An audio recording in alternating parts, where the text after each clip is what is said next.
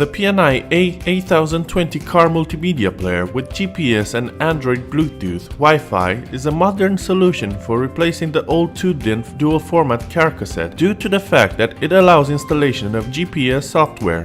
Navigate along the route, play MP3 music, videos, cartoons, and movies from the modern storage devices such as USB memories or SD cards, in addition to the classic FM radio feature that has been preserved. If so far choosing and finding an alternative for changing the 2-DIN car cassette was a challenge because it was linked to either function, price, or endowment. At this time, the PNI A8020 GPS car multimedia player managed to solve all these situations, bringing the customer affordable prices, modern features, color screen, audio-video player, and much needed GPS for safe navigation on any route. From the most important features and functions of this product, we have to mention running new HD video formats that have the internet source, or even YouTube on the most popular external storage media, microSD card or USB stick. The Android operating system and the Wi-Fi connection present the use of the product in conditions similar to the use of a smartphone, web browsing, YouTube, and most importantly the installation and use of Android GPS applications such as Waze,